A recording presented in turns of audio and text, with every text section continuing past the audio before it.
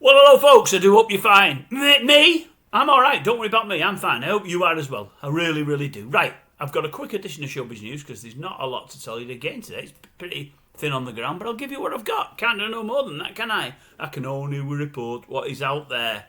Right. Ozzy Osbourne, buried tomorrow.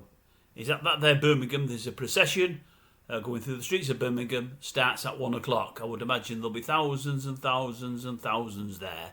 I hope it goes well for Sharon and the family. I've called her in the past, but I'm with her and the family on this one. It's a sad, sad passing. It's a huge loss, as we've seen in the media.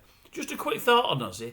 I heard something, a couple of interviews he'd done in the last week or so, and I read a good 2-page piece in the paper over the weekend, and he was talking about his early life. Now, I've heard him say bits before, but he went into more depth than he normally would about his first wife, and he was saying I was a real bad un. He used other words. A real bad un.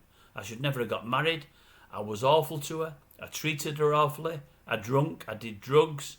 Went with other women. Went missing for days on end. Knocked her about as well. He said it's all to me eternal shame. He said that guilt to stay with me all my life and it'll never go.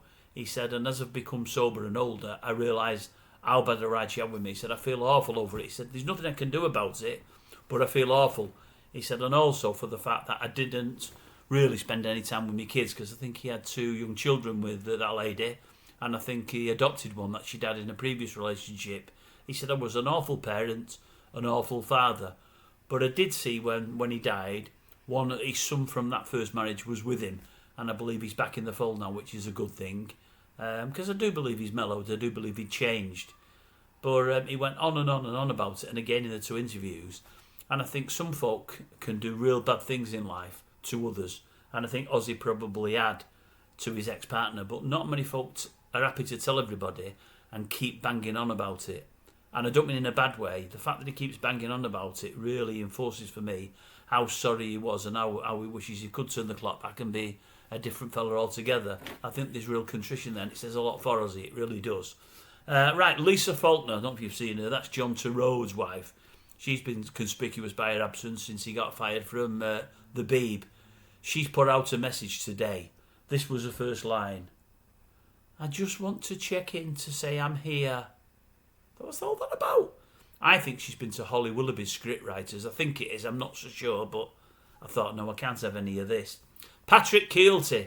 I think Kat said she can't have any of that neither. They've split. Kielty and Kat Deeley, finito. I think they've had about a 12-year marriage, been together a little longer than that.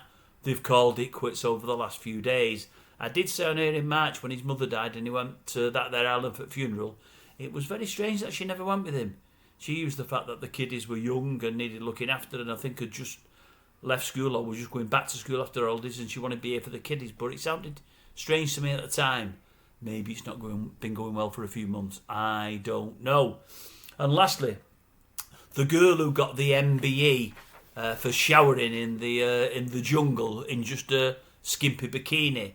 She's been in the news again today.